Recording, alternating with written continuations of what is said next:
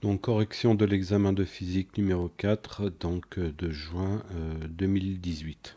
Donc première chose, on va commencer par le QCM dans une première vidéo et dans une deuxième vidéo donc je détaillerai l'exercice suivant, donc le problème. Alors dans le QCM, donc un certain nombre de questions qui portent sur le cours principalement.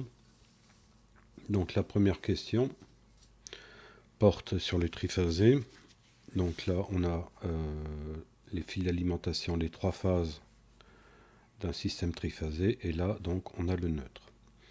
Alors, V1, V2, V3, c'est ce qu'on appelle donc des tensions simples. Une tension simple, c'est une tension entre phase et neutre. Donc là, V1, c'est la tension entre la phase 1 et le neutre.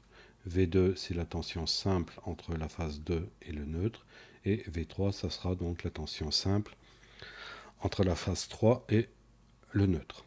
Une tension composée, c'est toujours une tension entre deux phases. Donc, par exemple, entre la phase 1 et la phase 2, j'aurai donc la tension U12. Entre la phase 2 et 3, U23 et U31, donc pour la troisième tension composée. Alors, pour savoir donc quelle relation il existe entre tension simple et tension composée, il faut avoir en mémoire donc le diagramme vectoriel des tensions. Donc, dans un système triphasé, on commence par les vecteurs, les tensions simples.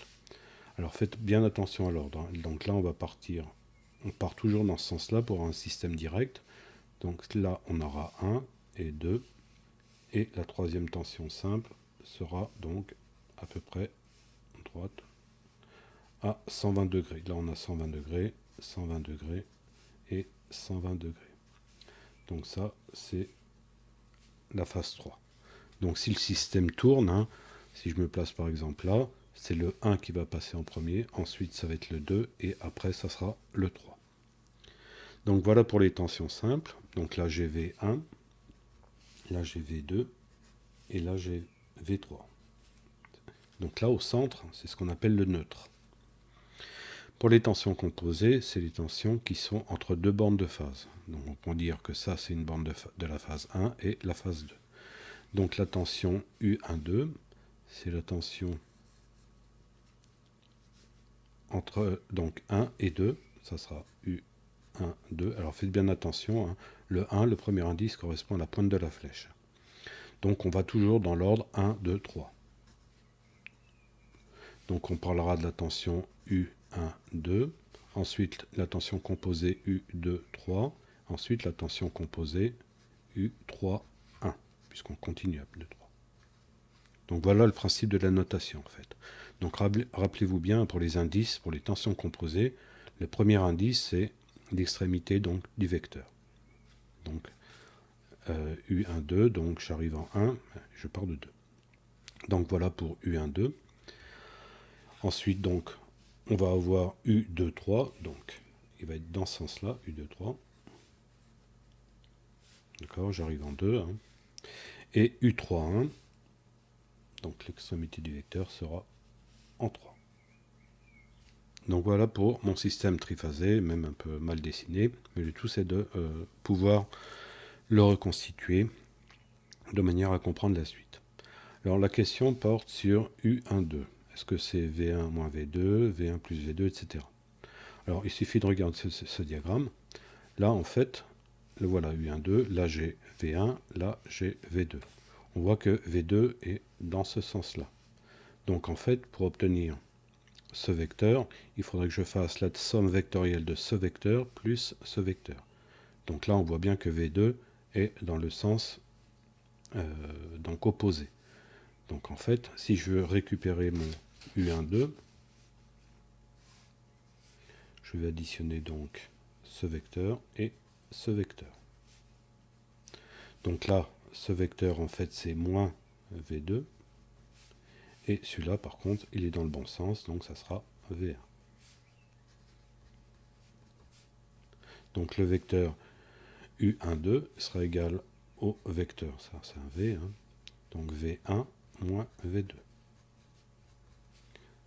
Donc la bonne réponse, c'était donc U12 égale V1 moins V2.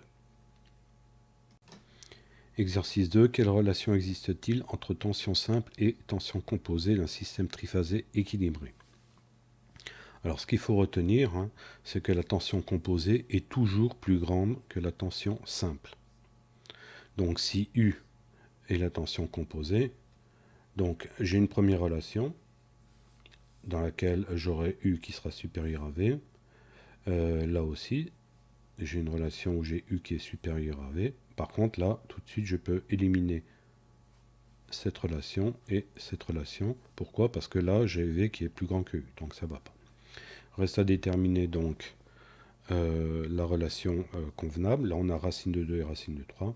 Il est évident que, voir le cours, la démonstration a été faite, la relation entre tension simple et tension composée, c'est U égale V fois racine de 3 et non pas fois racine de 2.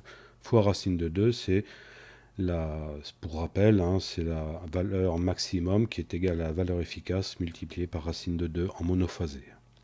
Donc la bonne réponse, c'était U égale V racine de 3.